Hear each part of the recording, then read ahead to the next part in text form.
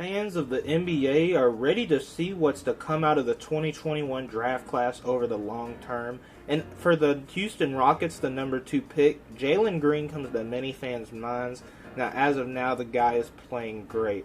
I'll put down some of the basic stats over his last 5 games, starting with the Pelicans game the other day. Putting about 30 points, 7 rebounds, about 4 assists, 1.6 steals, and 0.6 blocks on over 51% from the field, 93.5% from the free throw line, and 35.6% from the three-point line. Now, my friends have been hitting up my phone like goddamn Spike from Tom and Jerry about this, but as a Houston fan, I can remember flashes from Jalen not long after he first joined the league. After all, in that said rookie year, he became the first rookie to score over 30 points in a 5-game stretch, other than Allen Iverson in 1997. Internet dwellers are probably like, oh, he just compared them. What an idiot. He has had strides and slumps ever since I've seen him in the league. He can be overall an inconsistent player, but for someone so young, I find it pretty feasible. And honestly, the reasons are obvious. Now, JG4 isn't a perfect player by any means, but he's showing massive flashes. For me, it's about getting him over the hump. Now, some ways I'd say he should improve, I would probably say, making his own shot and start developing, more of a bag. Because I feel that would allow him to get past, defenders a lot easier. Something he kind of relies on is amazing speed and athleticism to do. You don't really see him manipulating the team's defense.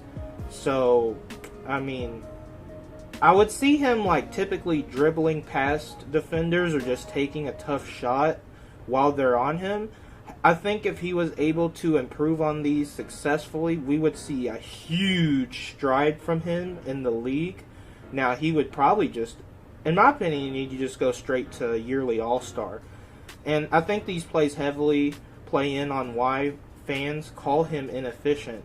But if anything, he makes some pretty damn tough shots. So it's not really anything to do with the shot efficiency itself. And I do think we have seen him make some strides as a playmaker and even a defender over this time. Still, many can recall some defensive plays here or there where he is just not there for real. Some I feel are exaggerated, like the final play in that Lakers game. When he was at the rim with LeBron, he just kind of moved out the way. I was like, I don't know. That's like LeBron. I don't know. Just look at their body compositions, dude. I can kind of understand why he did that, but he should have stayed there. I can agree, but if you're harping on him over that, go fuck yourself, dude. But as of right now, I feel he can potentially overcome these woes. And as far as offensively, I feel he could develop into that of a secondary ball handler.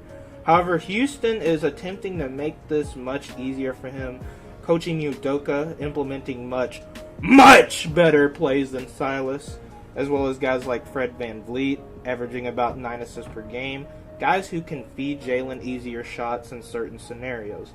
As well as running the offense through Şengün, I'd love to see how this Houston team pans out. I do think during the Silas years, even though Silas never gave Şengün a chance, that LP Green pick and roll was something else.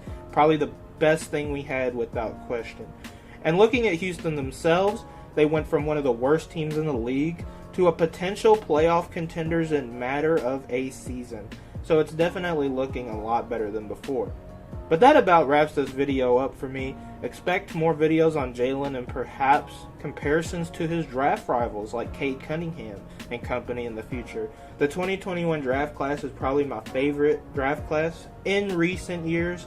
So please like and subscribe, and I'm going to see y'all in the next video.